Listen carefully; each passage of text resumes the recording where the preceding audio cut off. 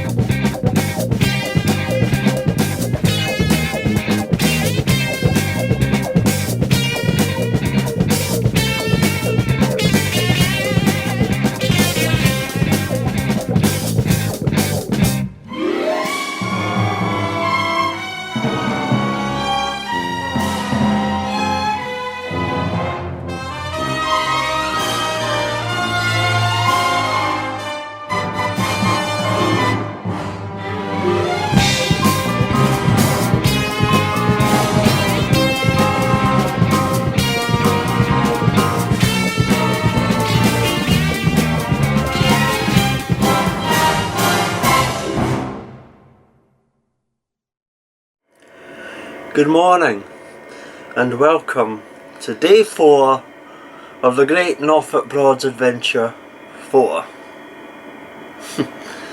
And oh my, do I have a wee tale to tell this morning. Right, anyway, well, I don't even know where to begin, to tell you the truth. Got my coffee on the go. The time is currently, it's Tuesday. Okay, that's what I'll do. I'll start with the day.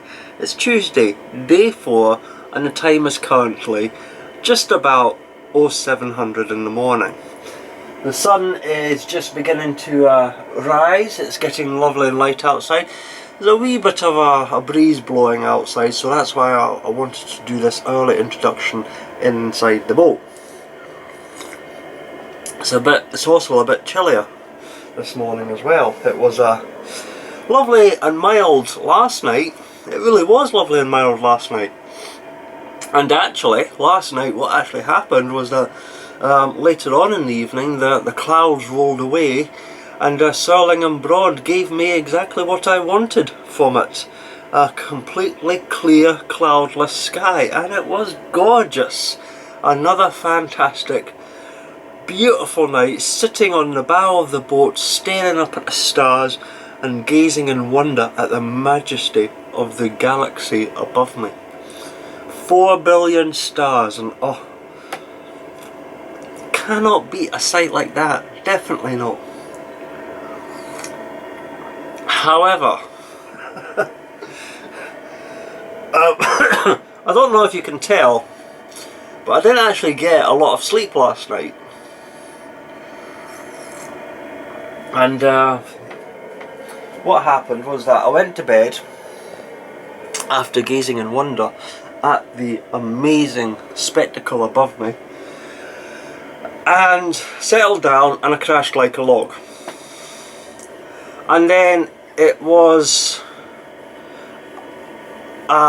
sometime after midnight I heard a noise. I don't know what it was, but I heard a noise. And it woke me up, and that's when I noticed that the wind had really picked up. That wasn't uber strong. It wasn't uber strong, but it was probably just about the same, maybe a little slightly stronger than it was when I first arrived. And in fact, I'll tell you what, if you'll excuse the slight breeze that might be on the microphone, let me just show you some stuff. Right, okay, I'm going to spin you around just to fill you in on some details, okay? Right, that's where I came in. Okay, that's the entrance to Surlingham Broad. Now yesterday, when I first came in, I came in, you probably saw down there, around there, and I moored round about just over there where you can see the wind on the surface there. But it was quite breezy over there, and it was quite a strong wind, but the wind was coming in from this direction here, blowing that way, and I figured, well, actually I'm right in the path of the wind there, but if I come over here where it's nice and calm, okay, just in here, yep, nice and calm, the trees acting as a lovely sort of windbreak, you know, and I'd be a lot safer here with the windbreak, no problems whatsoever. And that worked. You know, I came over here, the boat was a wee bit more stable, it wasn't moving around quite so much, and I thought, yes, this was going to work. And it did work, you know. Like I say, I had a lovely evening, you know. Enjoyed a lovely chilled bottle of wine, and, well, I don't know if I'll, yeah, well, I probably uploaded some of the antics I got up to last night, but anyway. So yeah, I had a lovely chilled bottle of wine, a nice relaxing evening, sitting on the bow of the boat, you know, gazing at the majesty and beauty of the stars above. Then, round about midnight, I heard a noise, and it turned out, okay, that the wind had picked up slightly, but seemed to have changed direction, okay? So, instead of the wind going that way, okay, that's where I was moored, right, it seemed to have changed direction and was now coming this way, okay, so I was now in the direct path of it, and I seemed to have dragged, and ended up right up against the trees, okay, like literally right up against the trees, you know, the whole length of the boat was pinned against the trees.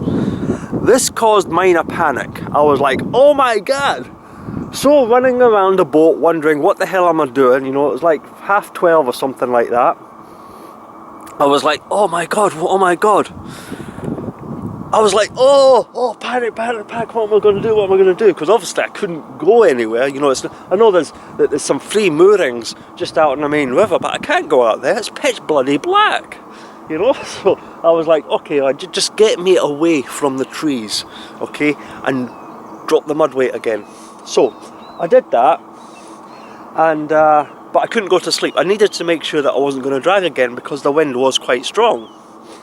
And about an hour later, I discovered that I was starting to drag again. I was getting closer and closer to the trees once more. I was like, oh my god, you know, this is just like, oh, what am I going to do, you know, I can't sort of sit there, you know, constantly just moving the boat about, you know, into the wind, you know, I mean, I can't just, what am I going to do? I really thought I'd done like serious bloody panics and like, oh my god, I made a major mistake, you know, I've really messed up here, you know, and I was in a wee bit of a state actually, you know, but I kept my head, so what I did is I came to a decision, right, I'm going to spin you around again, I know you're getting off in motion sickness, I'll spin you around, right, so I was getting closer to the trees, okay, I was dragging again, okay, because the wind seemed to have changed direction, was blowing me this way. So what I figured was that if the wind was blowing me this way, the new windbreak would be over there. So I thought, well, that's what I should do.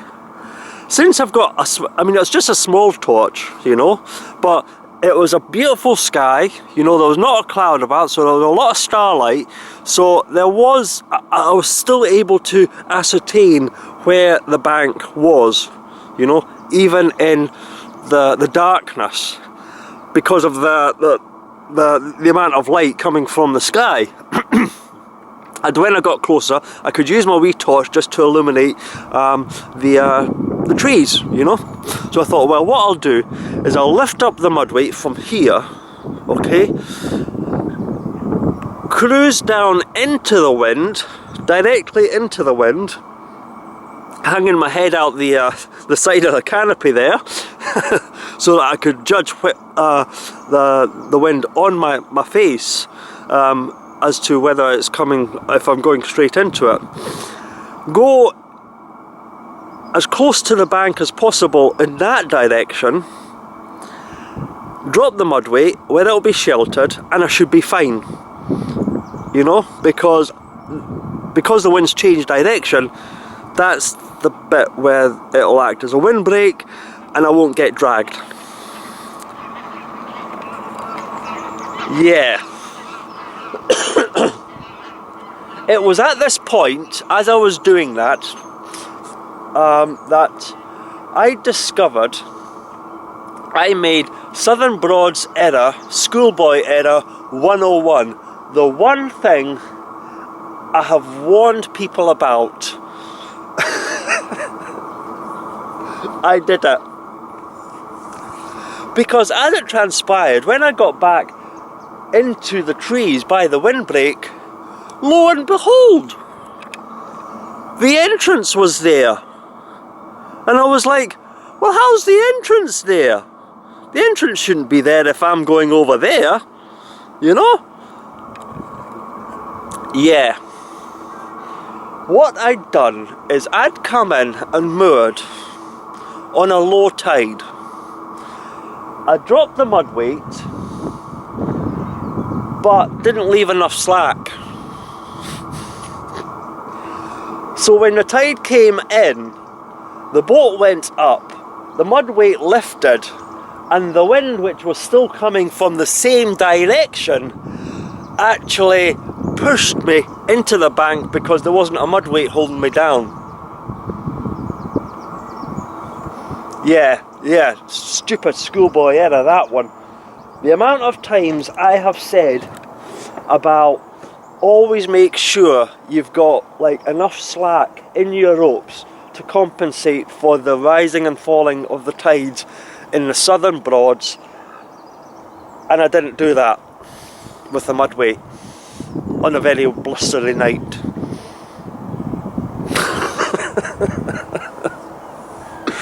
I felt like such an idiot, you know? I was like, oh, you stupid... Well, I didn't call myself a stupid man, I called myself something worse, but you can imagine. So yeah, I was like, I couldn't believe it, you know? So, yeah, but obviously I was back pretty much where I'd started. But on the high tide, I dropped the rope, there was plenty of slack in it so that I could move around, and the boat stayed put. Did not move, did not bother at all. So I'm back where I started the evening, and I would have probably stayed there all night had I actually put enough slack on the rope in the first place.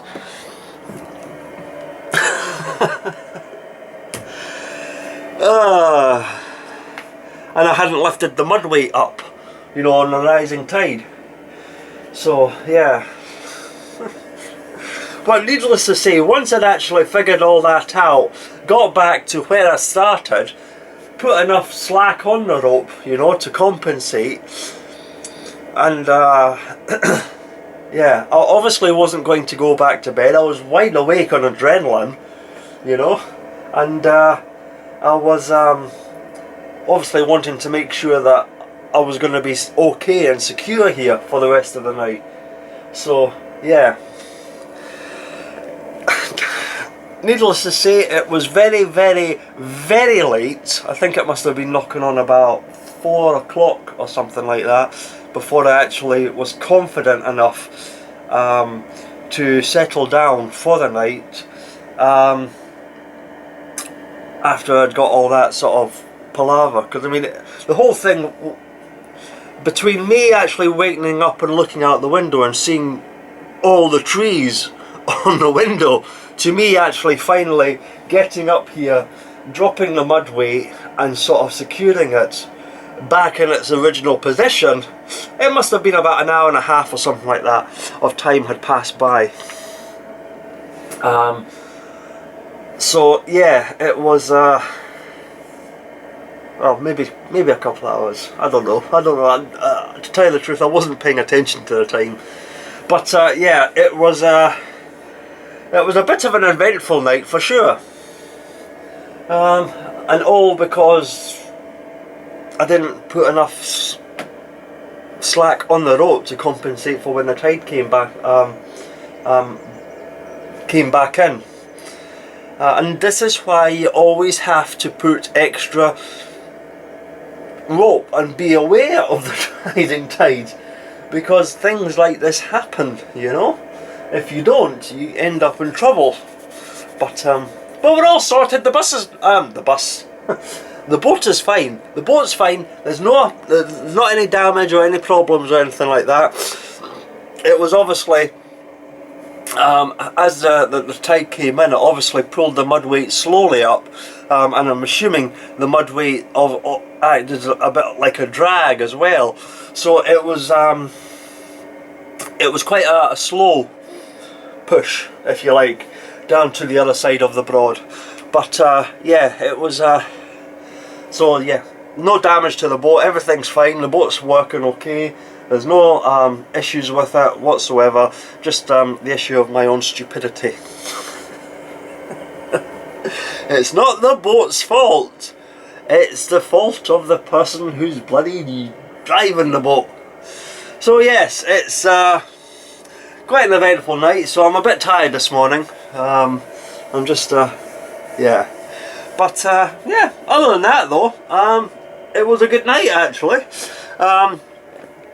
And once I knew I was secure, back where I started, you know, the sky was clear. I mean, I spent a little time back out on the bow of the boat, you know, just making sure that everything was okay, you know, just looking up at the stars, and it was fantastic. It really was fantastic. And I don't know if you saw, but the day itself is definitely a bit chillier this morning than it was yesterday. Yesterday was actually really mild. Quite a chilly start to the day, but there's a few wisps of cloud around, you know, but not much. It's still pretty blue sky, and more importantly, the wind's died down. So I'm definitely not having any issues with it. But I'm going to have to give my bow a bit of a hose down and a mop later, because yeah, that was I wasn't caring too much about banging the stuff off the mud weight when I was pulling it up. It was just like, get it up and get away.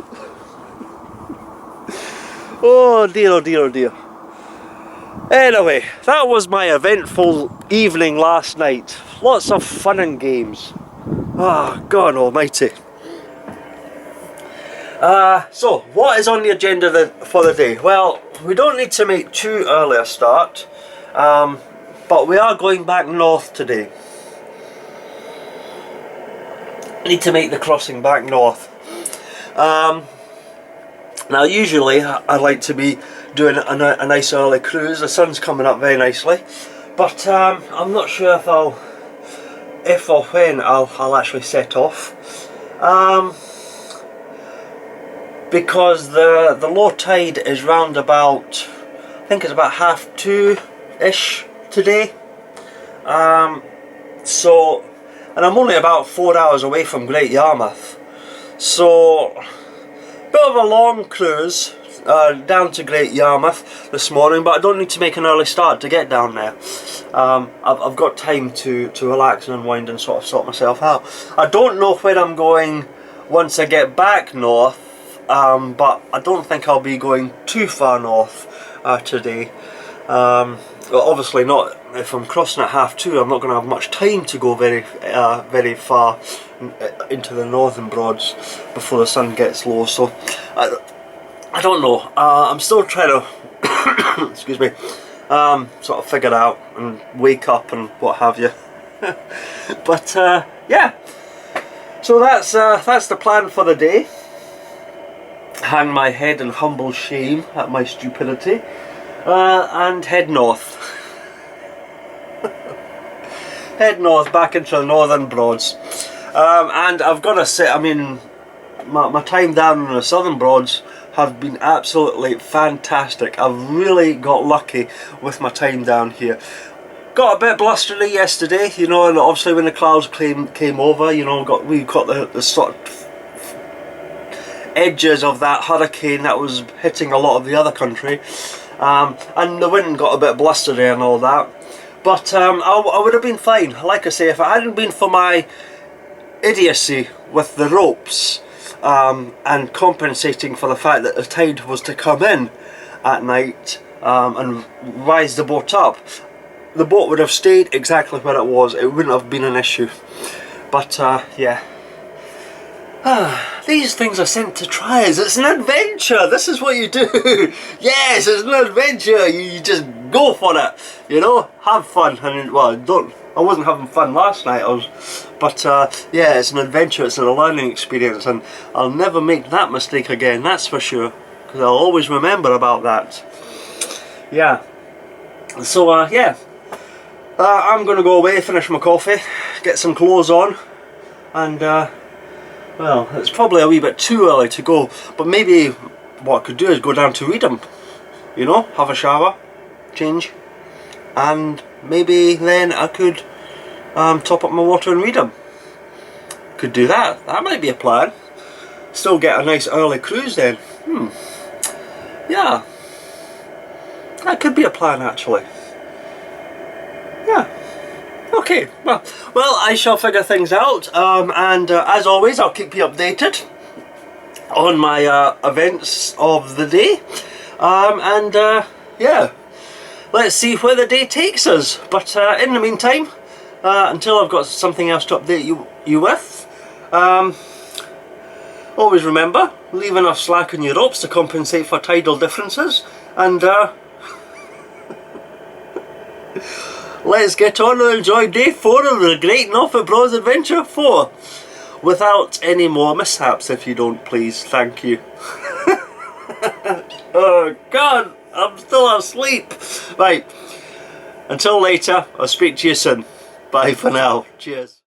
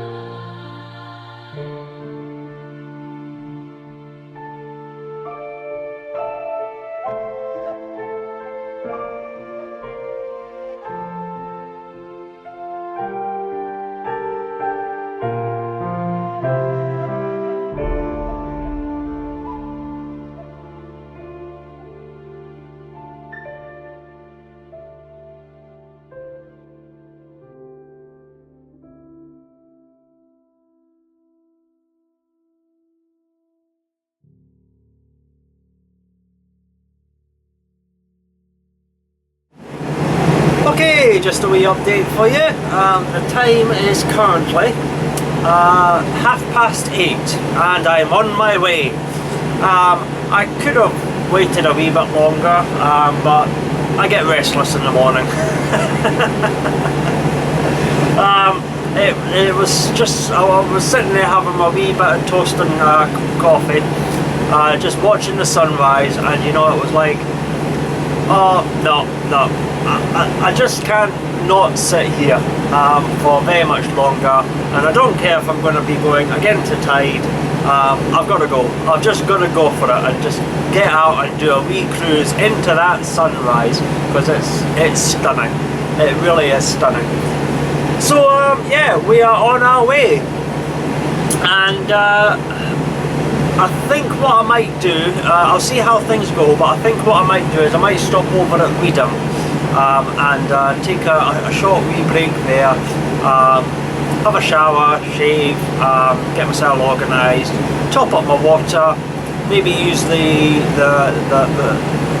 water point just to give the bow of the boat a wee bit of a wash down, because it's got a wee bit dirty. But yeah, it's turning into a lovely, glorious day. Definitely a lot cooler than it was yesterday though. I've got a wee sort of goosebumps at the moment, you know, so. But yeah, I mean, the canopy's open and it's wonderful. It's absolutely wonderful. So it looks like it's going to be another lovely day today. At least the morning anyway. But yeah, yesterday ended up a lovely day as well, and then the late afternoon, early evening wasn't quite so nice, but yeah. I just wanted to say, you know, I still can't get over just how wonderful Surlingham Broad was last night, you know. Minor issues aside, you know, with the lack of sleep and the panic and all that. I've been so lucky when I've been down here, so, on the Southern Broads this weekend, because I mean the sky at night has just been so clear, so crystal clear, and it's just been fantastic. Really, it's really made that long day on Sunday, you know, all the way down to Rockland Broad from Horning, definitely worth it. And this is why I love coming down to the Southern Broads, you know. It's just such a different cruising experience, you know. It's a lot quieter, you know, wide rivers, you know, and it's far easier to find these wee sort of spots where there's no light at all, and you just sit there, you know, and if you get a clear sky, you know, it's just serene and tranquil in the extreme. Yes. So I don't, like I say, I don't really know what my final destination is. I'm having to wear these, by the way, because I was heading in directly into the sun, and it's a bit on the bright side, but the sun's over there just now, so I'll take these off. So you can see my terrible eyes this morning. Oh, I've probably got huge bags. But yeah, it was yeah, I've no idea exactly where I'm going to be spending the night. I pretty much have done all that I had planned to do this evening,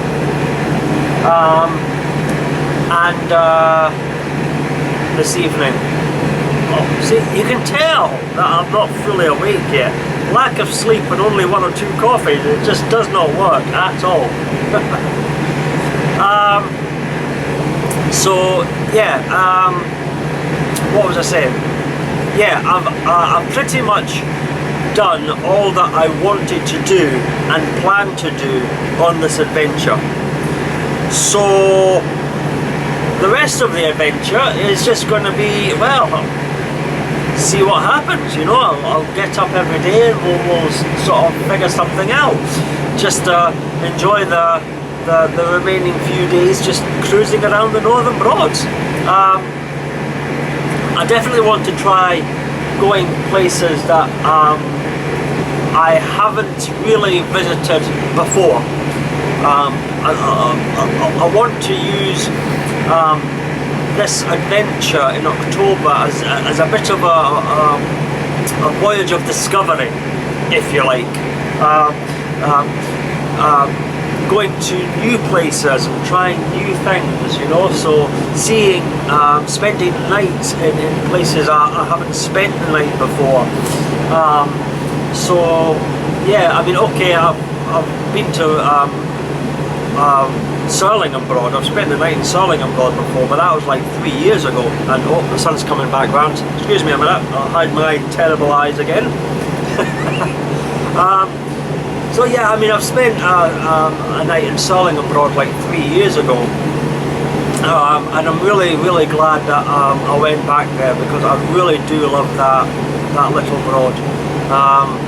And I had the entire broad to myself all night, you know, not a soul around, you know, which, considering the complete mess that I made of my mud waiting, was probably a good thing, you know.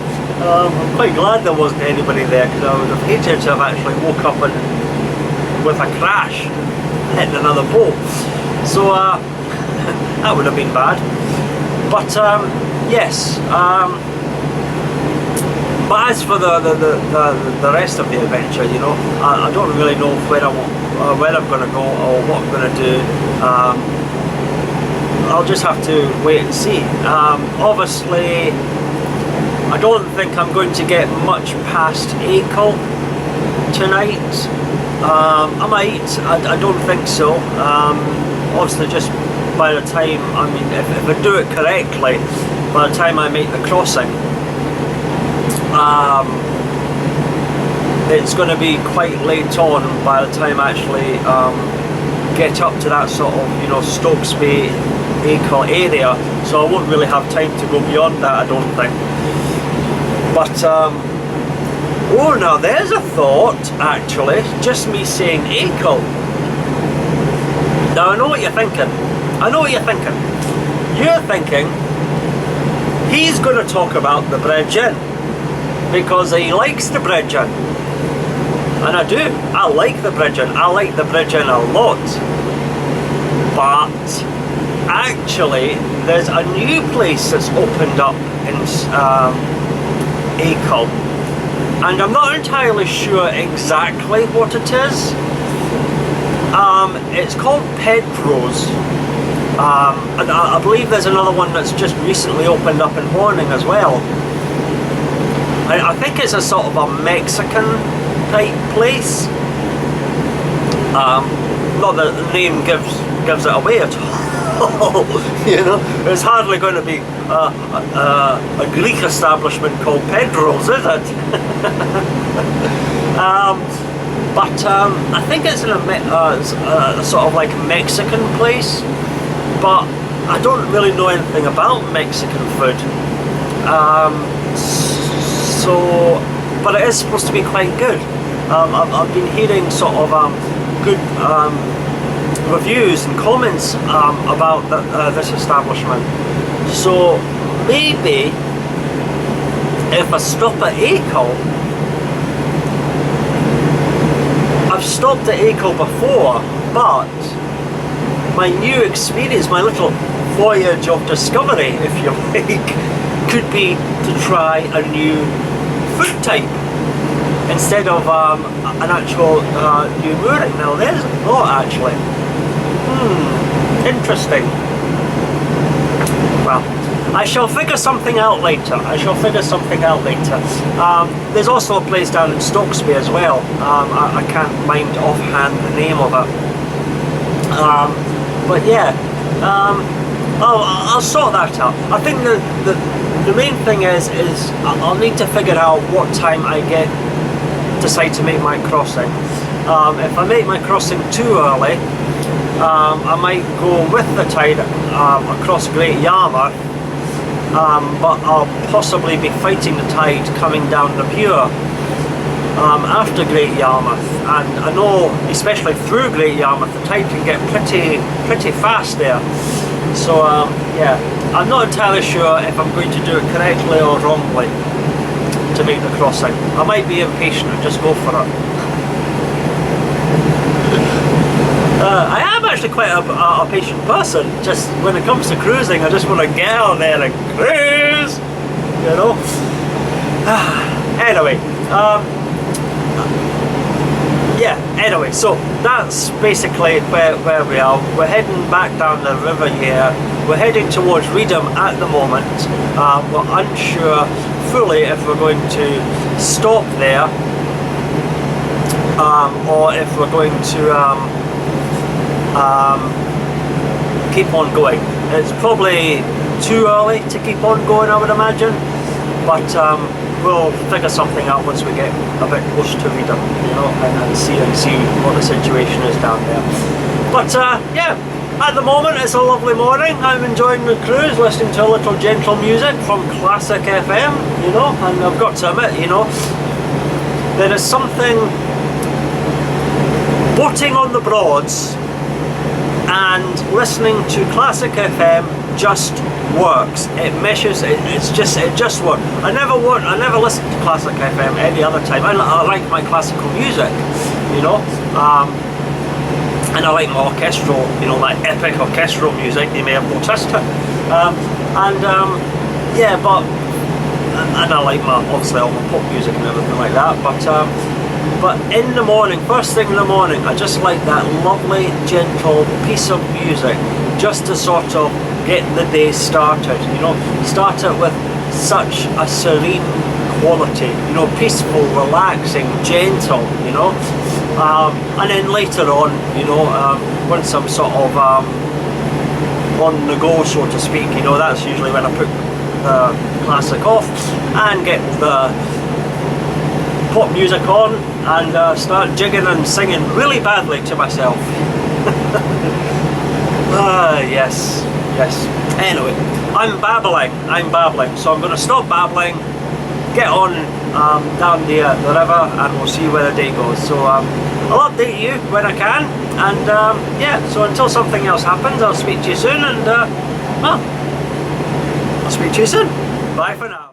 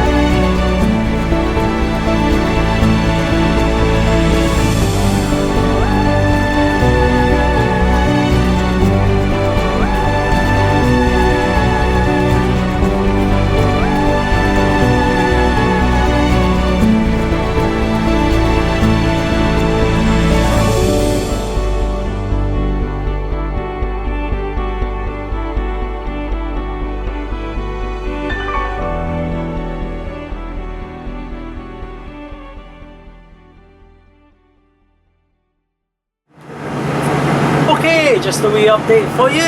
The time is currently, about 9:25, just before 9:25. And I've just passed the Cantley Sugar Factory back there, and it's obviously chilled down a wee bit. I've obviously got the hoodie on. Getting a wee bit too chilly in that breeze with the wait a minute, just a wee bit. Yeah, I think that's a bit better. Yeah, it's chilled down a wee bit too much in that breeze, just for to have the t-shirt on. But the day is still wonderful. The sun's still shining very brightly, and it's proving to be just a nice, sedate, gentle sort of cruise down the River Yare. Actually, I'm not in any great mad rush. You know, I've got plenty of time, so I'm currently doing about 5.5 miles an hour in a 6 mile an hour zone. I'm not really pushing any very hard at all. I'm just taking it nice and easy. I think I'm going against a current though, which wouldn't surprise me. But yeah, I'm not really caring too much. I'm just taking my time, you know, not pushing very hard at all, and just enjoying the morning's cruise down the river. But I think two things I wanted to say is, as I was passing the sugar factory back there, I realised that actually if you come down into the Southern Broads and you're maybe heading up into this section of the Southern Broads, i.e. the River Yare, head towards Norwich and Reedum and all that sort of places, Brundle, up that area. Obviously, you know, when I've talked before about how much of a long slog it can be going down there, but I found it, if you break it up into little waypoints, you know, so like from Stokesby, you're aiming to get down to Great Yarmouth. Once you get down to Great Yarmouth, you know, you make the crossing over Breydon Water down to, say, Reedum, if you're going the Yare. Once you get to Reedum, if you're heading up this way, the sugar factory is a good waypoint because you can see it. You know, I mean, it stands very, very tall, and especially at this time of year, you know, it's doing its business, you know, so there's a big sort of plume of I don't know if it's steam or smoke or whatever that comes out the big chimney, so you can actually see it from quite a distance, and you think it's a bit closer than it actually is because the river sort of goes like that, so it takes a wee bit longer than you might expect getting to the sugar factory. But once you're there, then you know you're not very far away from your next destination, which would be like, say, the short dike for Rockland St Mary, and then from there it's Brundle, and then from there maybe Bramerton Common, and then from there to Norwich. So if you break it up into little sort of waypoints, you know, although it can still be a long day, it gives you a good idea just how close you are. You know, it's not like leaving Stokesby and then it's like 4 hours or something like that until you get to, I don't know, Rockland or Brundle or wherever you're going. You know, you can actually see your progress. So the Cantley Sugar Factory is a good waypoint because you can see it in a distance, you know it's getting closer. Your major waypoint for the journey up the River Yare towards that section of the rivers, you know, it always just gets that little bit closer, and then when you arrive there it's like, oh yes, not long to go now.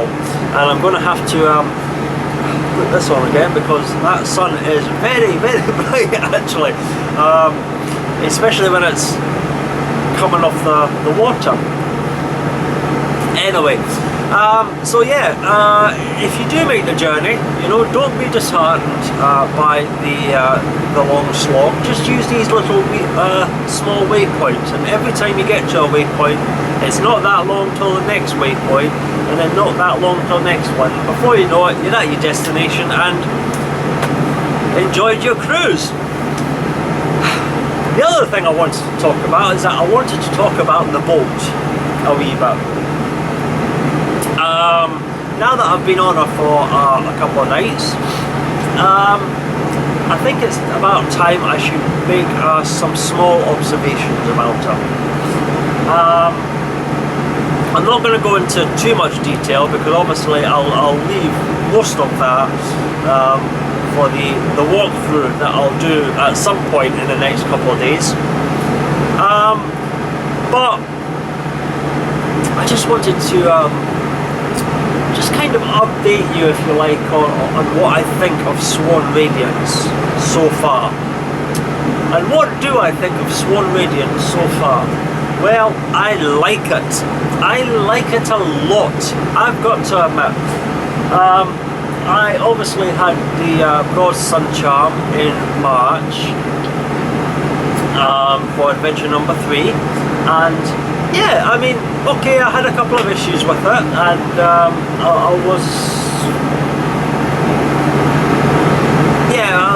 I had a couple of issues with it, okay? But as a general rule, I did like it. I did enjoy my time on board Broad Sun Charm.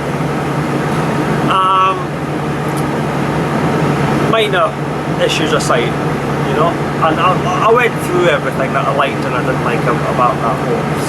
And although Swan Radiance from the outside, oh goodness me, see, told you I had a bit of a rough night last night. Although from the outside Swan Radiance looks identical to Broad Sun Charm, the way it's fitted and finished inside is like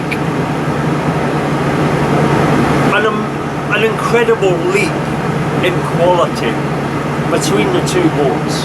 You know, they should be identical, but they're so not. And it's incredible just how much I am really loving Swan Radiance at the moment. She is so comfortable,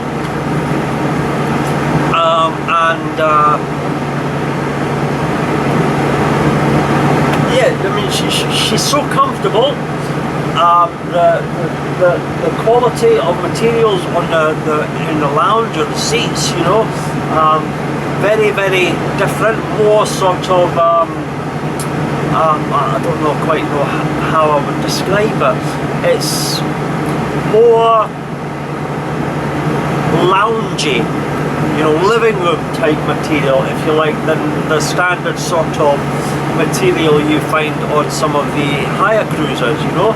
It just looks a lot nicer, you know, and it's kind of carpeted as well, you know, which is a bit of a novelty for me because every boat that I've had has always had that sort of teak flooring, and I suppose the teak flooring is easy to sweep and easy to keep clean, you know, and if you can come in with sort of dirty feet, and okay, it doesn't really matter, you know, because worst comes to the worst, you know, you just give it a wee wipe with our antibacterial and washes the floor, no problems. But just by having that sort of bit of carpet in the saloon and the bedroom, it just makes the boat feel warmer. And I think maybe that's the difference between the two, you know. Broad Sun Charm feels like a higher boat, you know. I mean, it feels like a higher boat. It's comfortable, very comfortable, and there's nothing wrong with Broad Sun Charm as opposed to the materials used and everything like that, but it feels like a higher boat. Swan Radiance just feels more homely, more warmer, more comforting and relaxing and sort of embracing you, you know? It feels like, I don't know, I mean, it's quite, to use an analogy, okay, okay, Broad Sun Charm is like coming home on a cold winter's day, snowing outside, you know, temperatures are very cold, you know, and you walk into the house, right, you're feeling a wee bit sort of, well, cold, chilly, you know, maybe a bit wet, you know, after walking out in the snow, and you walk down, you take off your shoes, and you heat yourself beside a radiator, okay? Bear with me on this analogy, by the way. So that's Broad Sun Charm, okay? A cold winter's day, coming home and heating yourself next to a radiator. Swan Radiance, okay, to use that analogy, would be coming home and sitting down, putting your feet on a nice rug in front of an open, roaring, coal fire, you know? That's kind of the difference between the welcome that you get when you walk in the two. They both still do the same job, there's nothing wrong with either of them, except one is just that little bit more welcoming and more homely than the other, you know? And that's kind of how I feel the difference between the two boats. Whenever I walk in them, you know.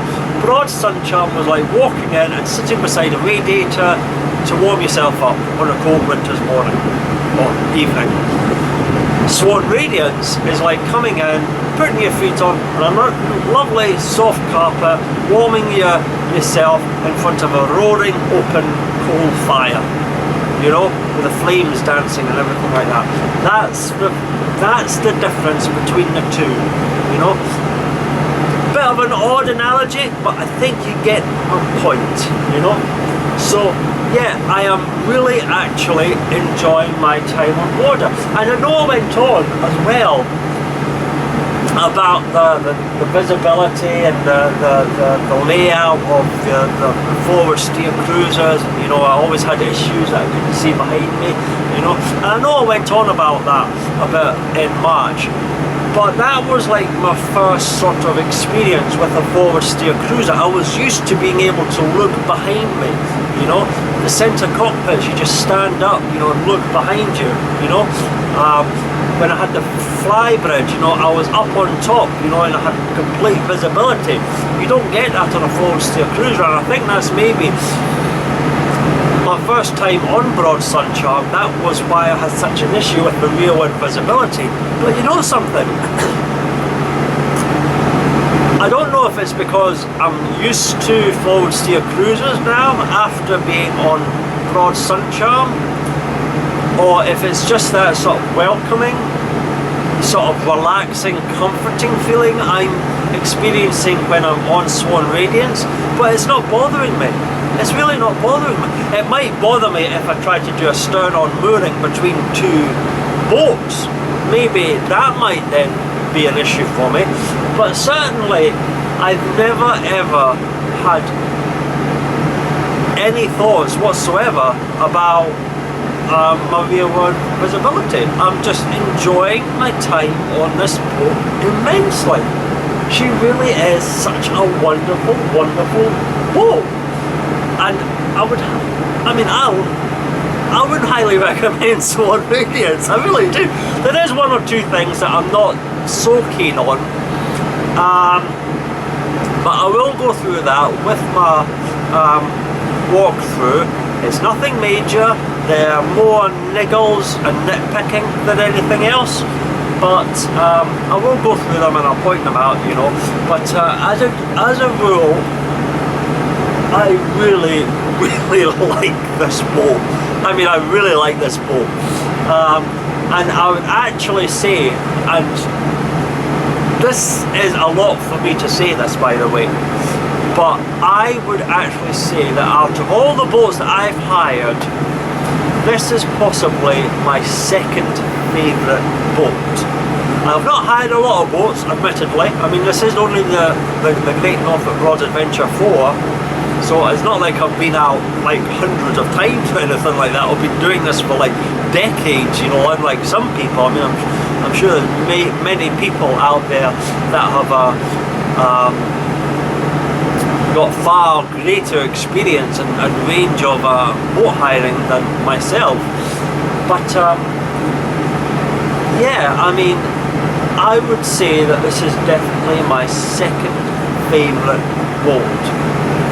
My favourite was the Fair Prince that I hired in 2014, when I really started sort of doing the great adventures, my first great adventure if you like. I really liked that boat. I had a couple of issues with that as well, but as a general rule, the Fair Prince from Norfolk Broad Direct, I really liked that boat. It was, oh, that was a cracker. That boat, I really liked that.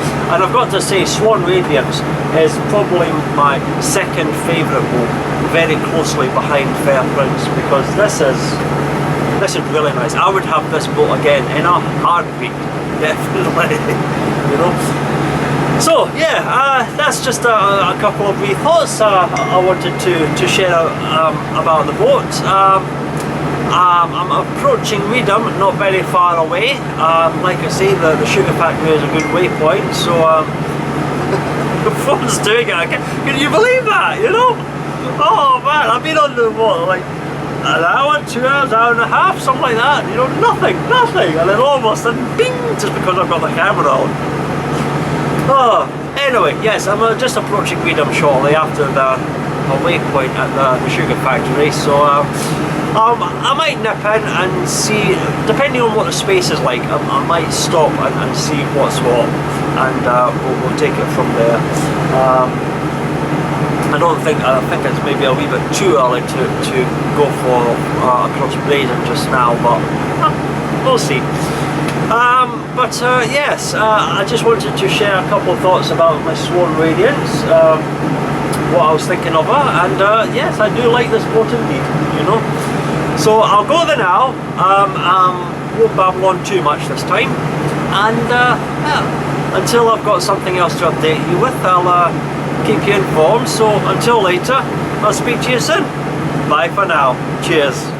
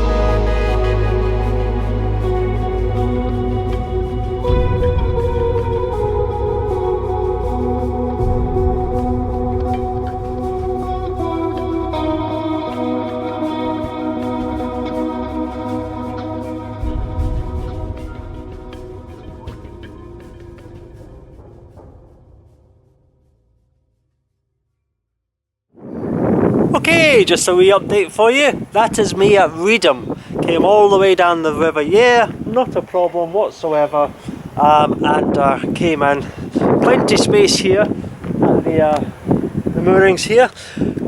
Pulled in, got moored up right by the water point, so everything is fine. Yeah, it was quite a lovely, enjoyable wee cruise down the river this morning. It's all going well, actually. We're actually having a good morning so far. Not really been up to too much, but I was actually having a wee word with the ranger, whoever it is that mans the station here, and he was kind of agreeing with me when we were talking about the tides, because it's high water should be like sort of kicking in, but I was quite surprised at how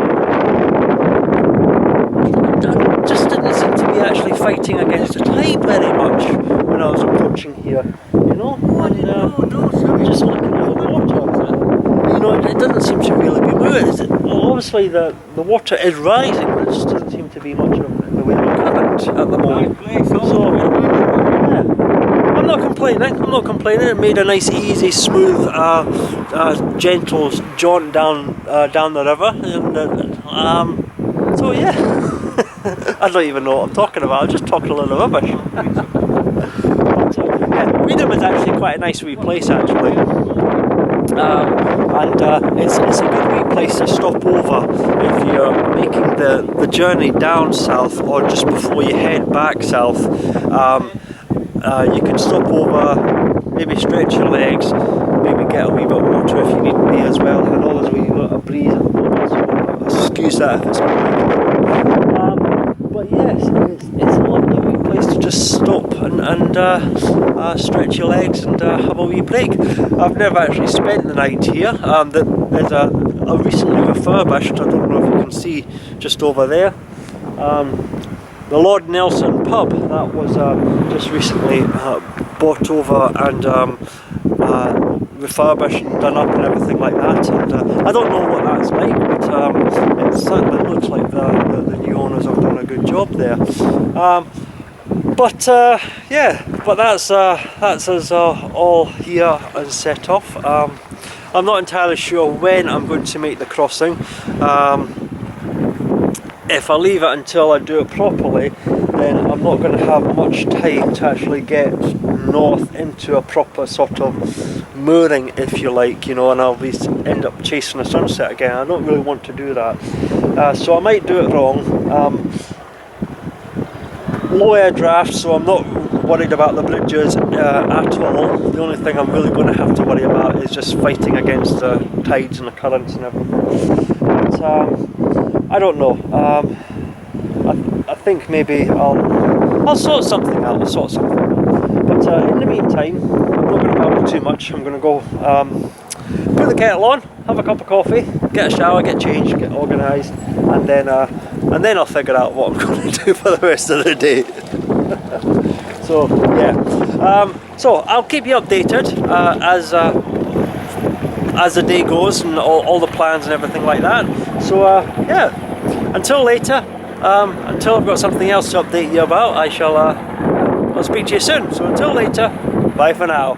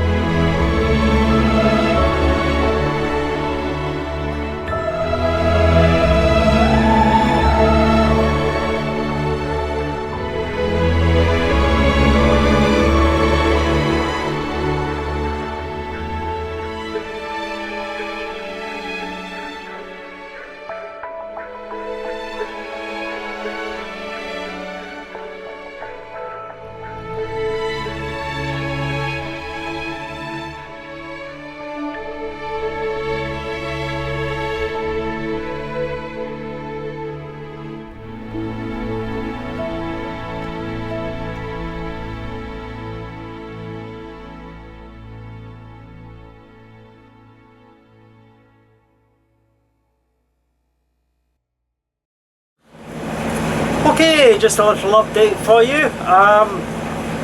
I'm on my way back north. Ah, yes, indeed I am. I went into Reedum and I had a shower, topped up my water, and since I had the hose there, I hosed down the front of the boat, you know, because obviously with last night's palaver, I wasn't caring about the mud that was on the mudway when I was pulling it up, you know. So what I did is, well, basically the front of the boat, especially where the mudway sits, was a mess. It was just mud, muck and horrible, and you know, so since I had the hose, I hosed down the front of the boat and gave it all a mop and cleaned it all up. So and I was sitting there, and obviously I got talking with the ranger when I first came in there, and I don't know, it's the tide is doing weird stuff today. I mean, it really is. And even the ranger himself said, because I happened to mention, you know, how much of an easy journey down I had, you know, because I thought I'd be fighting against the tide and all that, and I just didn't seem to be quite as much as I expected to be. And he commented, yeah, it's doing strange stuff. And it's obviously I can't show you, okay, so I'm going to try to explain this as best as I can, right? The time is currently 11:15. High tide should have been happening at 11 o'clock, right? But the exposed riverbanks where the reeds are, okay, looks like it's low tide because they're exposed. And beside the riverbanks, it seems that there seems to be an outgoing tide already, which surprised me actually a wee bit, quite so quickly. You know, I thought that, you know, the tide wouldn't start flowing out till about near 12 o'clock. But the tide seems to be going out close to the riverbanks, but the riverbanks look like it's at low tide, and yet in the centre of the channel there doesn't seem to be any sort of current at all. And it's really, really weird. It looks like it's low tide. Near the banks, it looks like the tide's ebbing, and yet in the centre of the channel, it looks like it's like a slack tide. And it's really, it's doing weird stuff today. It really is. I don't even think I'm being helped along by the tide. I mean, I'm cruising along as expected, you know, with the same sort of revs that I would expect, you know, if I wasn't fighting or going with the tides. I don't know, it's just really doing some strange stuff.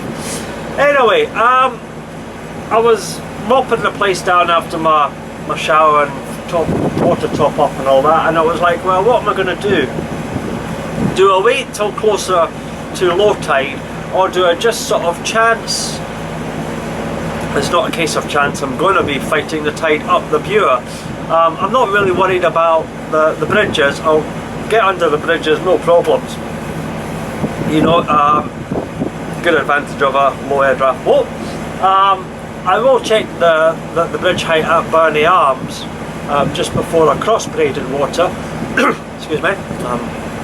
Awfully dry throat this morning. But yes, but it's more like, do I want to like sort of fight against tides and currents and all that? And, you know, at the end of the day, it's another glorious day. You know, I'm back in a t-shirt again. You know, the breeze has warmed up a little, although it's still quite a bit of a breeze. Got the canopy open again, and yeah, I just thought, well, I could wait a couple of hours, but then it limits my options once I get into the Northern Broads about where I can go, what I can do. And although I know I'm not going to get very far into the Northern Broads, I like options, you know, so that I've got time to figure out exactly where I'm going to spend the night, you know, what little voyage of discovery.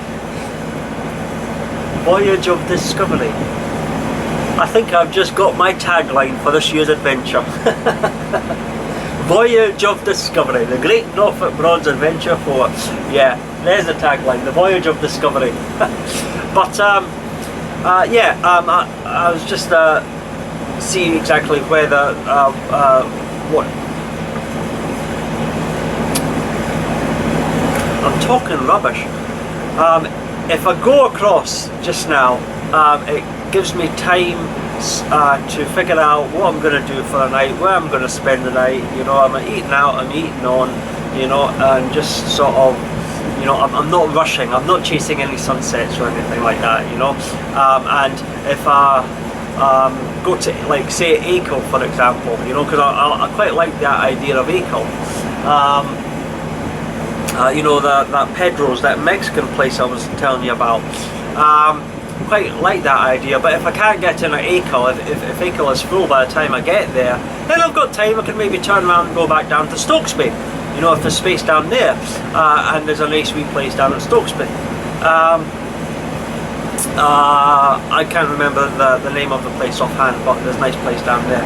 So yeah, I just thought, you know, yeah, you know, once I get into the Northern Broads and past Great Yarmouth, you know, the tide, although I'll be fighting it, it won't be as strong as the current I was fighting.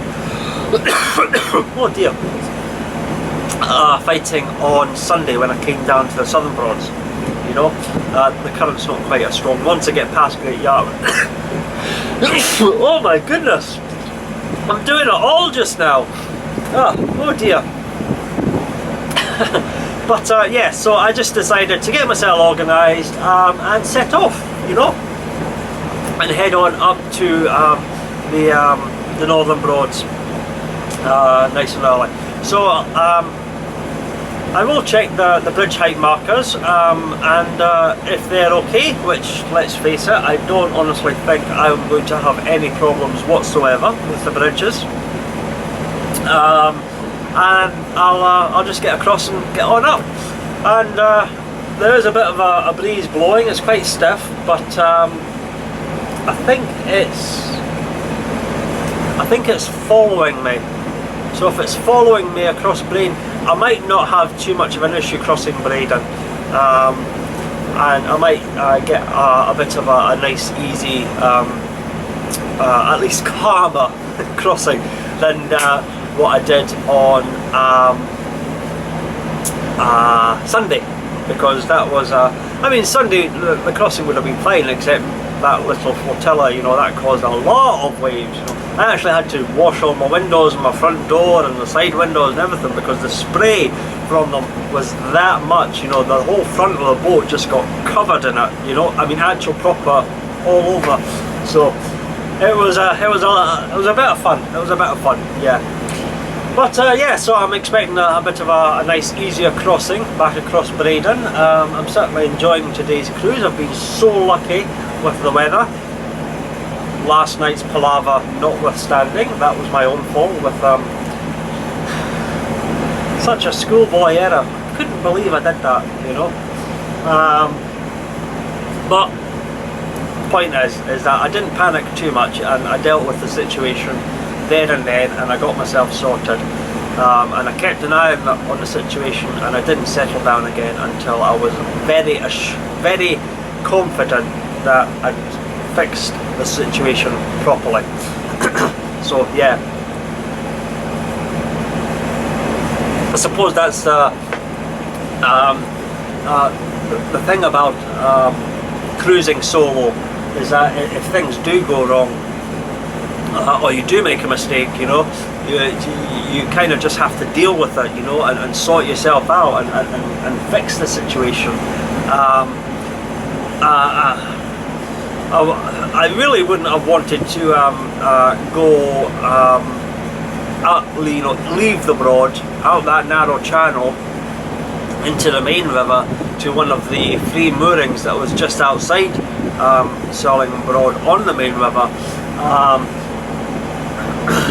I'm not allowed to do that. I'm not allowed to cruise after sunset, and most especially not at like 1:30 in the morning. But I I don't know what I would have done otherwise if the only other option I could have done if the wind was that bad and the boat wasn't going to hold was I was just going to end up spending the entire night with a torch constantly shining out and just sort of running the engine and just sort of trying to hold station, and that would have been fun and games, wouldn't it? Not. But anyway, that's besides the point. Lesson learned, and we're all sorted, you know, and there was no damage, there was no issues, and nothing got broken or anything like that. So that's the important thing. We're still floating, we're still going, and yeah, the boat's fine. So, well, lesson learned, you know, and the amount of times that I've said to people about, you know, check your ropes, make sure you got enough slack, you know, to not put enough slack on a mud weight when you're mud weighting, you know, that was a foolish error. That was a foolish schoolboy error, you know, but I'll never make that mistake again. That's for sure, you know. So yeah, anyway, we're just cruising up the Yare, and everything's going fine, and we'll soon be at Breydon Water, and we'll make the crossing, and yeah. So I've babbled enough for the moment. I'll go for now, and until there's something else to update you with, I will keep you informed. So until later, I'll speak to you soon, okay? So until then, bye for now. Cheers.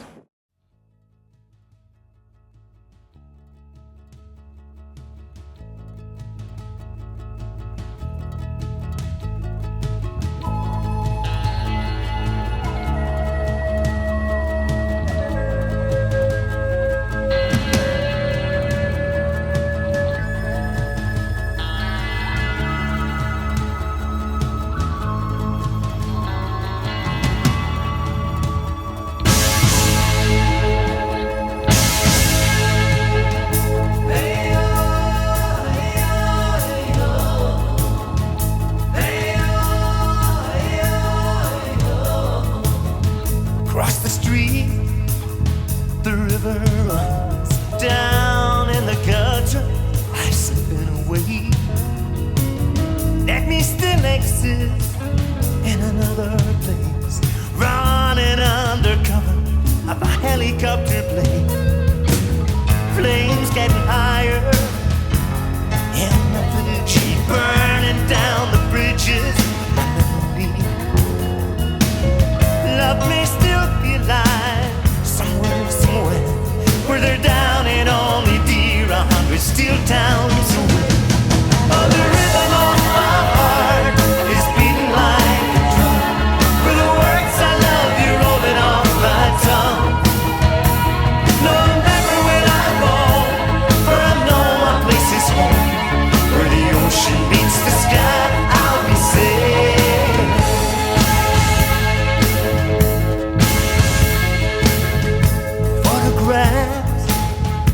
Kerosene, light up my darkness, light it up. I can still feel the touch of your thin blue jeans running down the alley. I got my eyes all over you, baby. Oh, the rhythm of my heart is beating like a drum, with the words I love you rolling off my tongue. No, never will I roam, for I know my place is home, where the ocean meets the sky. I'll be safe.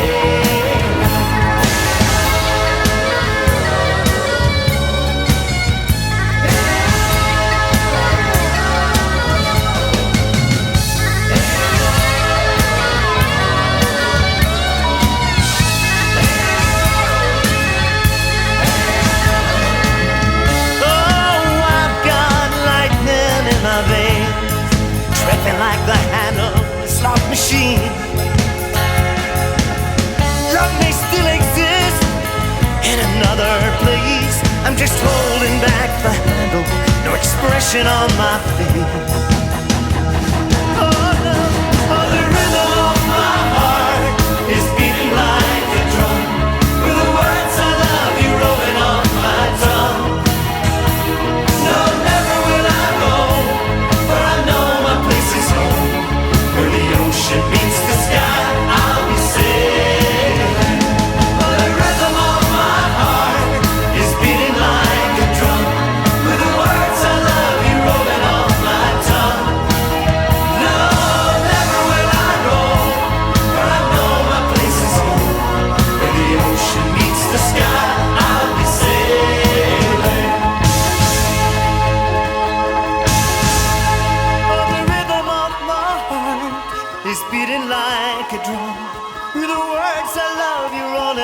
my tongue.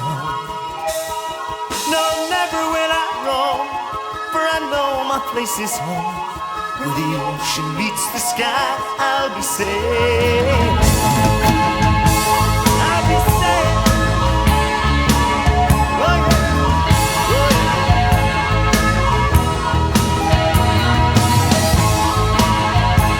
I'm his home.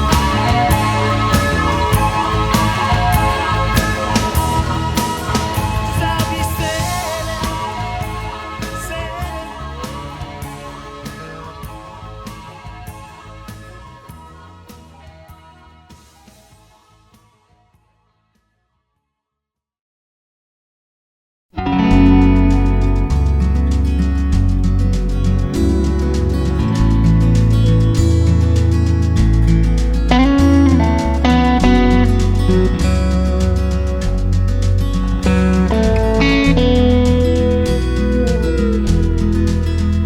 I am Jeremiah Dixon, I am a Geordie boy. Glass of wine with you, sir, and the ladies I'll enjoy. Old Durham and Northumberland is measured up by my own hand. It was my fate from birth to make my mark upon the earth. He calls me Charlie Mason, stargazer am I. It seems that I was born to chart the evening sky. They'd cut me out for baking bread, but I had other dreams instead. This baker's boy from the West Country would join the Royal Society. We are sailing to Philadelphia, a world away from the coaly tide. Sailing to Philadelphia to draw the line, the Mason-Dixon line.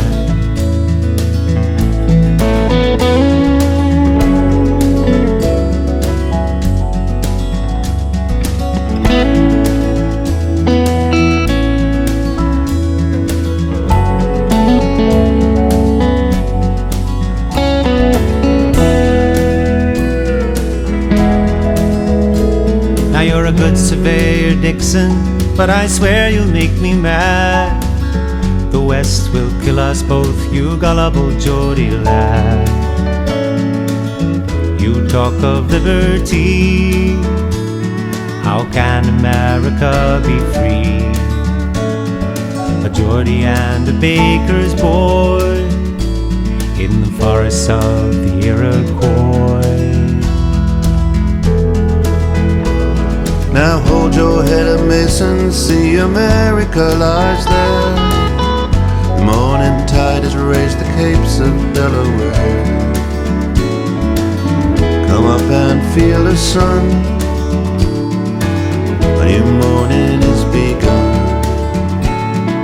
Another day will make it clear why your star should guide us here. We are sailing to Philadelphia, a world away from the coaly tide. Sailing to Philadelphia to draw the line, the Mason-Dixon line, the Mason-Dixon line.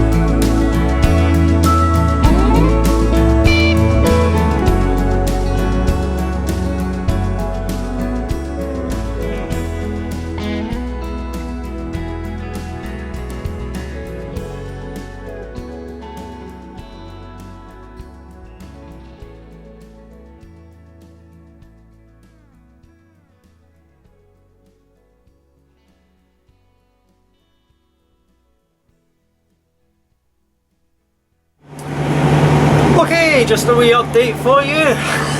I am officially back on the Northern Broads. Yeah, it's me. I'm just passing through Great Yarmouth right now, and I just wanted to say a quick hello to the couple on, I didn't catch the name of your boat, I'm very sorry. It looked like it was one of the new forward steer cruisers from Richardson's, I think.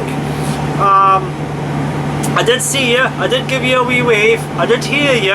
Unfortunately, I was a bit busy at the time because, oh my goodness,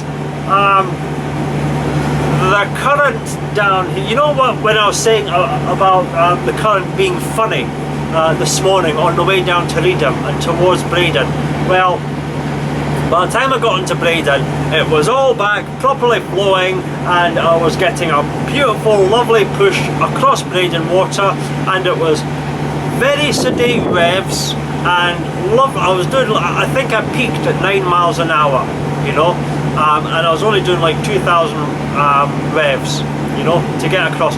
Wasn't full, I didn't open up the taps. I was just having a nice gentle cruise across Breydon Water, enjoying the lovely day. Then I crossed Breydon Water and I turned left at the yellow post, headed towards the bridges and hit the current coming out of the Bure. Yeah. And probably came to a damn near standstill underneath the bridges. That's a fast current that comes down the Bure, by the way. So yeah, I was having to do quite a bit of sawing at the wheel, and having to apply quite a bit of revs just to keep moving forward, you know. I'm not even worrying about the speed limit because, I mean, there's no danger of getting near the speed limit. You know, I just didn't want to like come to a stop because it was getting very close to that actually at one point. Very much, I think part of the problem could be is because it flows quite fast down towards Great Yarmouth, but by the bridges it forms a bit of a choke point, and at that point, you know, it gets very, very strong indeed. I'm now leaving Great Yarmouth and the channel's opening up a wee bit. I've still got quite a strong current against me, so I'm up to like 2,100 revs at the moment, and I'm only doing 4 miles an hour. I'm quite happy with that. I ain't in any rush. I'm not applying any more revs, though I could. I'll just stick with that and just, you know, just take a nice sedate pace, you know. So yes, when you gave me a shout as I was passing Great Yarmouth Yacht Station, I did hear you, I did give you a wee wave. Unfortunately, I was busy just trying to keep the boat moving in a straight in a straight line, because yeah, that's a strong current. So yeah, if you ever decide to make the passage from the southern to the northern at a time when you know you're going to be hitting the Bure emptying out, be careful, okay, because that is one hell of a fast tide that comes out, or current I should say, that comes out of the Bure at Great Yarmouth, and yeah, you're going to need quite a bit of engine oomph in order to get up that Bure if you're going against the tide. Not sure if I'd do that again actually, in a rush. But I didn't want to wait. I didn't want to wait until the proper passage time, because, you know, it's no. I wanted to get up and into the northern. If I'd actually known, what might have been better doing is actually not stopping at Reedum for an hour, and maybe if I just kept on going across Breydon Water, the current wouldn't have been quite so bad, because I would have probably got there at about high tide. But yeah, that's wow, that was an experience. That was an experience and a half. I don't know if it's come out in video. I did video the passage, and I don't know if you can just sort of see the point where I turn at the yellow post, and it just sort of nice, sedate, quite quickly, you know, and you can almost see the current, you know, where the two rivers meet, and you just sort of cross a barrier, and all of a sudden you just go. It's like, okay then, right, power! I felt like I was doing a Jeremy Clarkson there, you know, kept power, more power, more power, you know, but no. Anyway, yeah, so I'm back on the Northern Rivers, and I still don't know exactly where I'm going at the moment. But I'm definitely shooting up towards the Stokesby Acle. The time is currently about 12:30, so I'm actually doing not too bad. So I think maybe it would be about 2 hours to get to Stokesby Acle area, so I might be there for about 2:30, which would be actually a good wee cruise. Gonna set off, I think I set off about 8 o'clock this morning, give or take. So yeah, that would actually be a good wee cruise indeed. Well, we'll wait and see. We'll wait and see how long it takes us to get through this sort of this no man's land. I'm not doing a lot of videoing of this no man's land today because it's just sort of like, yeah, it's there's not really much to see, you know. And even if I put the most fantasticest, brilliant, toe-tapping, butt-wiggling, song-singing music to footage of this no man's land, it's still going to be no man's land, and there's not really going to be much to see. So I probably won't do much footage on the way up towards Acle. But excuse me, sorry, busy night last night, you know. I did actually think about actually picking up the camera and doing a wee bit to the camera to explain what I was going through and everything, but to tell you the truth, I was more worried about just trying to deal with the situation as opposed to actually picking up the camera. That was kind of like the first time I'd actually encountered a situation like that, and yeah, I didn't really want to sort of start messing around with cameras and at the same time as trying to deal with the situation in the pitch black, you know. So yeah, I didn't bother videoing any of that, but it was a learning experience certainly. But yeah, I'm just like I say, I'm just heading up the river now, and yeah, so until something else happens, I shall update you later, keep you informed of what's going on, and yeah, so until later, I'll speak to you soon. But certainly for now, the Admiral is back on the Northern Broads. Oh yes! So let's get on with the journey and keep on going. Right, cheers for now, bye.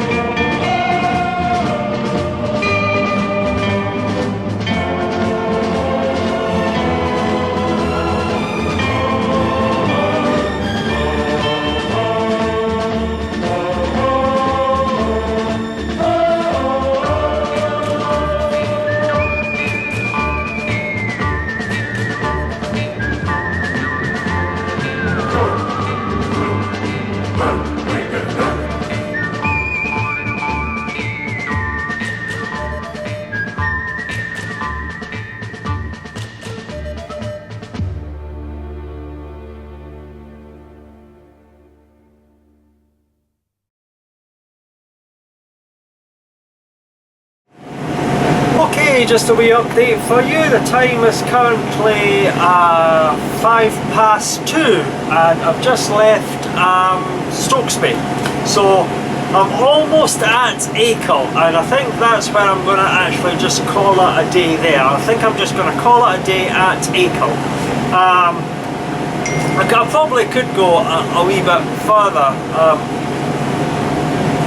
I probably could go a wee bit further up the river, you know, Portaheim or someplace like that, perhaps, maybe, you know, but no, I think I'm going to call it. It's been quite another long day, you know. I didn't get the best of nights last night. I am feeling a wee bit on the tired side, so yeah, I'm going to call it a day at Acle, I think.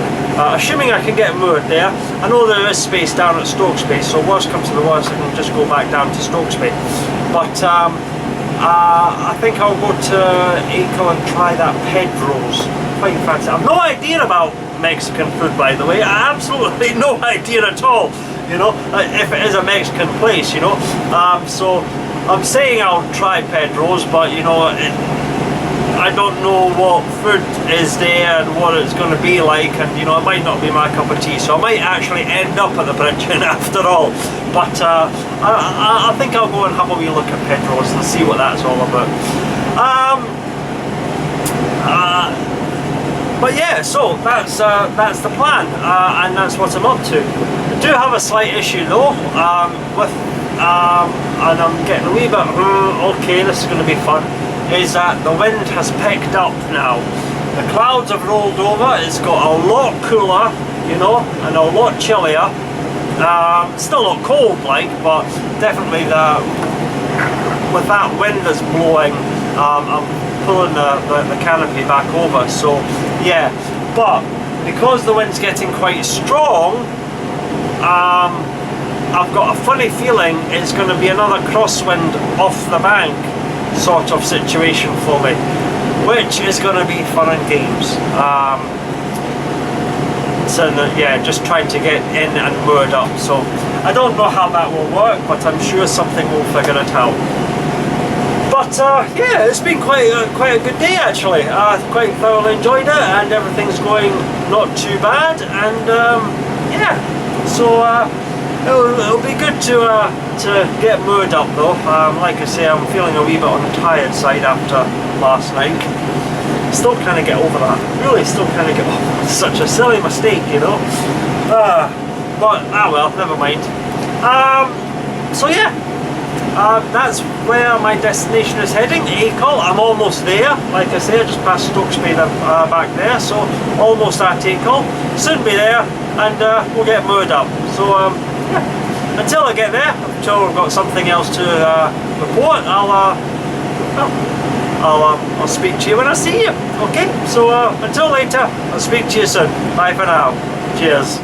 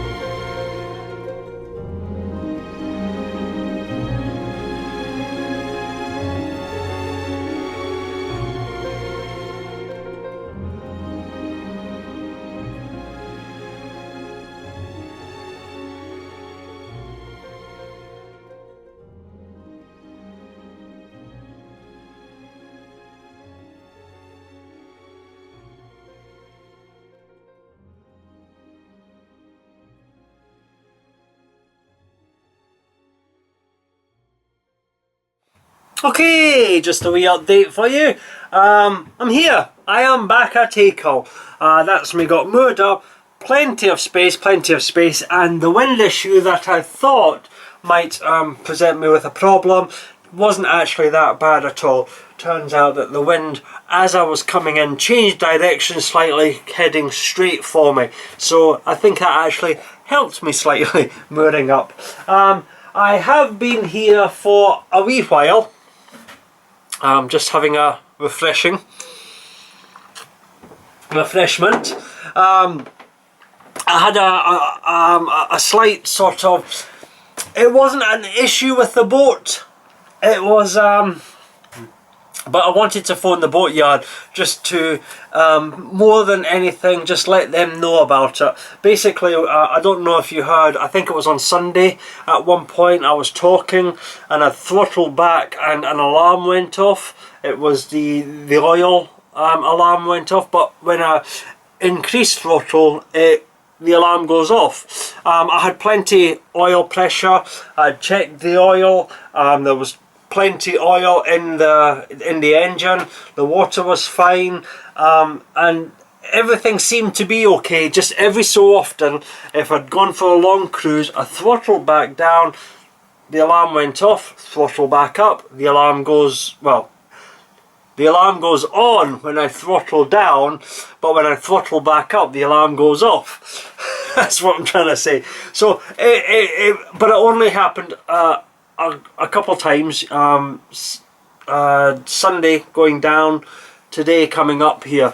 It was a wee bit odd. I don't know why it was occurring.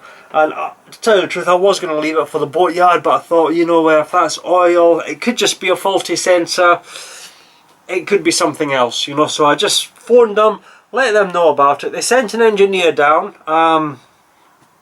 anyway, and he checked out the engine, checked out the oil, he cleaned out the filter, and basically, yeah, he tried out a few things to get the alarm to go off, and as is typical, you know, it doesn't go off. Yeah, I mean, he was going to replace the sensor, but he didn't have one with him.